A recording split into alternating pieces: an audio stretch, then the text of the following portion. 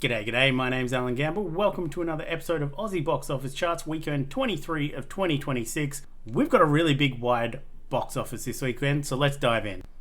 Opening at number 1 is Scary Movie 6, or Scary Movie as it's being referred to due to the Scream trick. Opening at number 1 with a franchise high of $3.7 million. Until we adjust for inflation, which we'll do after the top 10, but it's still good, although not as good as it could have been. At number 2, we have Obsession with another $3 million in its 4th week of release, gaining plus 1% in its 4th week of release. This doesn't happen. This is insane. For a current total of $11.5 million. Now, Obsession opened in 4th. Last week, it was in 3rd, and this week, it's in 2nd. That's kind of unheard of. That doesn't happen. Insane numbers from Obsession, and it's doing it around the world, but within our Australian market, gaining each week for your first 4 weeks is insane. At number 3, we have Backrooms with another $2.7 million, dropping 50% in its 2nd week of release for a current total of $9.6 million.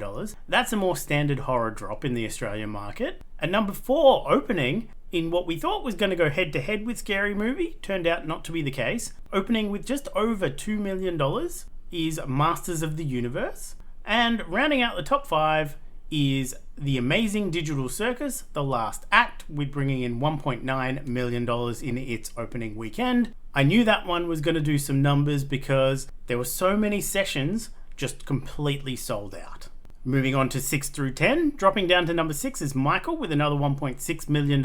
Its 7th week in the release, dropping 36% for a current total of $42.8 million.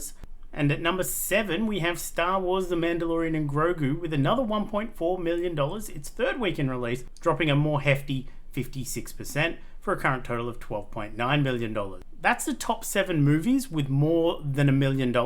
That's a really wide box office. What that says is, no matter what you're into, you can go to the cinemas and there'll be something on that you'll want to see. That's really, really good.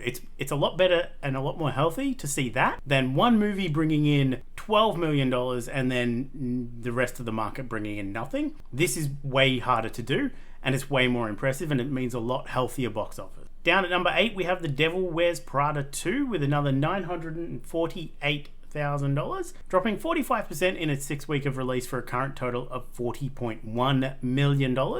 At number 9, we have The Sheep Detectives with another $650,000, dropping 33% in its 5th week of release for a current total of $7.5 million. And then opening at number 10 is Peddi, which is a Telugu language action drama out of India. So first we have to look at the Scary Movie franchise in the Aussie box office. Opening weekends for all the Scary Movies so far, this is what it looks like. Back in 2000, Scary Movie opened to $2.6 million. Scary Movie 2, on the other hand, in 2001, opened to $1.5 million. Scary Movie 3 and 4 both opened to around identically $3 million, just over. Scary Movie 5, which is pretty notoriously well known for the franchise, in 2013, opened to $1.2 million, and now Scary Movie, or Scary Movie 6, opened to $3.7 million. That looks good. No one can argue with that. But if we adjust for inflation, it looks a little bit different. It's not quite where it needs to be to say everyone that used to go and see scary movies when it was in its heyday is not showing up to this one. So adjusted for inflation, Scary Movie or Scary Movie 6 only beats Scary Movie 2's opening and Scary Movie 5's opening. So yes, it is a success, and we'll see how it totals out. Probably next week we'll have a look at that, their totals. But for now, openings, it's good, could have been better. And because I love making dumb, stupid charts that have no relevance to actually anything in particular, I thought I'd make a bit of a fun one where it's live action movies based on toys and game franchises. So this is what it looks like. Their opening weekends, going all the way back to Clue in 1986, which we actually don't have an opening for. I did dig through the data, I could not find it. Masters of the Universe, the original, 1988, opened to $37,000. It was not successful. Mars Attacks in 1996. Yes, Mars Attacks is based on a trading card game from the very, very old times with the same art style and the style of the aliens and the fashion. Comes from trading cards. It opened to $800,000, and then Dungeons and Dragons, the bad one, opened to $600,000 in the year 2000. The live-action Bratz movie, yes, that was a thing, in 2007 opened to $200,000. And then the big ones really kicked it off with Transformers in 2007, opening to $8.2 million, which spawned G.I. Joe in 2009, that opened to $2.7 million. More Transformers movies in 2009 and 2011, doing gangbusters. I think that's Revenge of the Fallen and Dark Side of the Moon. Then we had Battleship in 2012, that opened to $3.9 million. G.I. Joe Retaliation, one that is considerably better, opened to $3.9 million. Another Transformer, Age of Extinction, opened to $8.9 million. Ouija, Origin of Evil, opened to just under $1 million. The Last Night, you can see the Transformers really start to decline, opened to $4.4 million. Bumblebee, the only good Transformers movie in my opinion, in 2018, opened to $2.9 million. Snake Eyes, the G.I. Joe Origin movie that they were going to do more of, but they didn't because it opened to $300,000. And then in 2023, Barbie opened to $19 million. Insane numbers from Barbie. Then we had the Good Dungeons and Dragons movie that opened to $2.6 million. Transformers Rise of the Beasts opened to $3.5 million in 2023. And Masters of the Universe, this one opened to just over $2 million. If we sort this high to low, to put it in context of where Masters of the Universe ends up, it's all the way down there. It's ahead of all of the older movies like 1996 and 2000 and 1988, but it's not overly impressive in terms of toys and games. And if we adjust these numbers for inflation, not too much changes. Transformers Revenge of the Fallen almost catches Barbie for its opening, like literally by $1,000. Barbie remains the top opening toy/game franchise movie, but then it's just dominated with Transformers movies, and you've got to get all the way down to Battleship in 2012, adjusted for inflation, before you get anything that's not a Transformers movie. So Transformers movies, the G.I. Joe movies, they tried, but they did not capture the Transformers energy. But that's how it looks. That's where it sits. We'll check totals next week to see how far it's got to go, because the totals look considerably different when we stack those numbers up, because there's some big numbers in there. Moving on to the 2026 top 10 at the Australian box office. So the top 10 of everything released in calendar year 2026. Michael stays at number 1 with a $42.8 million. Devil Wears Prada 2 actually moves up with its $40.1 million, leapfrogging over the Super Mario Galaxy movie, which goes down to number 3 with its $39.1 million, and Project Hail Mary with its $38.9 million goes down to number 4. Wuthering Heights stays at number 5 for now, with Star Wars The Mandalorian and Grogu moving up to number 6 with $12.9 million. Song Sung Blue moves down to number 7 with $12.2 million, and Goat drops down to number 8 with $11.9 million. New onto the chart and taking position number 9 straight away, we have Obsession with $11.5 million, sneaking its way onto the chart, knocking a Magic Faraway Tree down to number 10 with $10.3 million. And obviously a new thing on the chart means something gets knocked off, and Hoppers, Pixar's Hoppers, got knocked out of the top 10 for 2026 at the Aussie box office. And for the first time this year, everything in the top 10 is over $10 million, with 4 movies around $40 million. That's actually really, really good compared to the last several years. Moving on to upcoming releases for the 11th of June. In wide release, obviously, the big new Steven Spielberg sci-fi, written by David Koepp, starring Emily Blunt, Josh O'Connor, Colin Firth, and Coleman Domingo. It's Disclosure Day. I'm taking the day off. I've already booked my ticket for this one, so I will be seeing it on Thursday morning. We also have Tuna. Since I'll have the day off, I'm going to try and catch that one as well, although it's in more limited screenings than Disclosure Day. It's directed by Daniel Roher, and it's starring Leo Woodall, Havana Rose Liu, and Dustin Hoffman. In limited release, so check your smaller and indie cinemas, we have Colony, a new action horror from director Yeon Sang-ho, the director of Train to Busan, and it's starring Gianna Jun, Ko Kyu Kwan, and Ji Chan-wook. We also have Main Vapas Anuga, a Hindi language romantic drama out of India.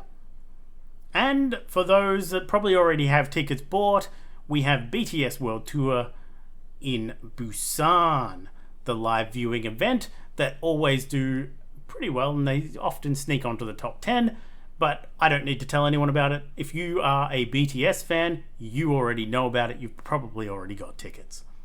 Moving on to streaming releases. New releases, we have Hypersonic, a new spy thriller series that may be appearing on Amazon Prime or Apple TV. I've seen mixed reports on this one, but look out for it on June 12th, but I make no promises with this one.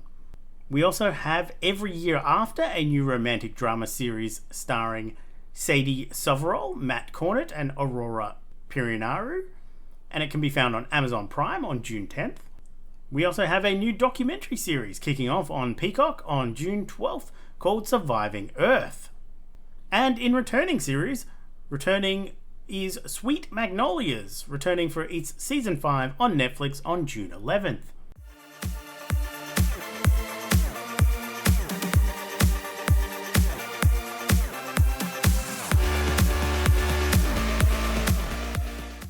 So, only 3 movies for this week's challenge of the Beatles, due to me not knowing them that well or being a massive fan. I am a fan of music of that era, but I prefer the jazz and hard bop of the early 60s. But let's dive into what I did watch. First up was Normal from 2026, directed by Ben Wheatley and starring Bob Odenkirk, Henry Winkler, and Lena Headey, with the Beatles connection being a book titled John Lennon Called Me Normal. A tired and done substitute sheriff looks after a small town of Normal, only for things to go a bit off the rails when he asks one too many questions. This was a pretty fun, solid action movie, fairly unique pacing with its own little small town action story. While it's not going to blow any minds, the setups are fairly well telegraphed. It doesn't take away from a fun ride. Next up was another 2026 catch-up with War Driver, directed by Rebecca Thomas and starring Dane DeHaan, Sasha Kali, and Mamoudou Athie, with the Beatles connection being some Robin Hood themes within the movie, and then this link from Robin Hood to the Beatles. Yes, I had to get creative because this is not my challenge. It's about a hacker that steals from banks, but not individuals, until he gets identified by someone and then forced into a situation that make him go against his code. Another pretty solid crime thriller for 2026. While it's not on pace for 2025 crime thrillers, which had a really, really good year for them, I didn't mind this one at all. Although it was a bit slow and big on vibes in the style of Drive, so if that's not your jam, maybe it's not for you. But I am, so I had a good time with it. Finally, a third 2026 catch-up movie with the latest anime adaptation of All You Need Is Kill, directed by Kenshiro Akimoto, and starring Ai Mikami and Natsuki Hane, with the Beatles connection being All You Need Is Kill is a play on All You Need Is Love. A massive alien flower lands on Earth, grows slowly over a period of time before erupting violently and unexpectedly, catching the cutting force unawares with deadly results. But Rita gets caught in a time loop in order to solve the problem. So a new animated adaptation of the manga that Edge of Tomorrow was based on. And while I did like this one, I think it's a very rare case of the Western adaptation being better. Setting it as aliens during a Normandy-style invasion worked far better for diving straight in, where this one was far slower and vastly different. It did have its own thing with multiple people that were in the loop, and if one of them died, they both reset. And some visuals were really stunning. Solid movie, really enjoyed. This week's Cinechums challenge is the theme of help. So things like disaster movies, rescue dramas, medical dramas, legal dramas, detective stories, war movies, creature features, or political and conspiracy thrillers. We've got lots to choose from this week. It's a fairly open category. A few people have kicked it off with like Dark Waters or Mars Express rewatch, Neighbours. We've got a few things like Arrival or Beast or Castaway or Everest. There's lots and lots to choose from this week. Let's dive into my shortlist. On my shortlist, we've got things like A Matter of Life and Death and 2001: A Space Odyssey.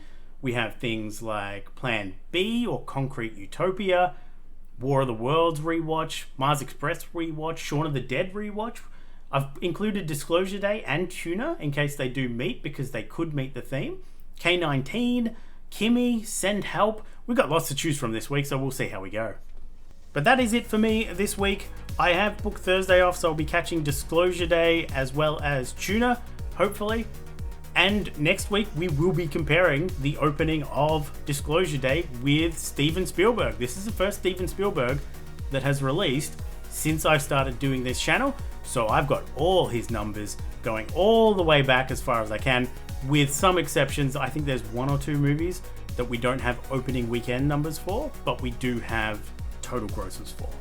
But join me for that, and we will dive right in with what's hopefully a big weekend for sci-fi. But until then, watch more movies. Bye.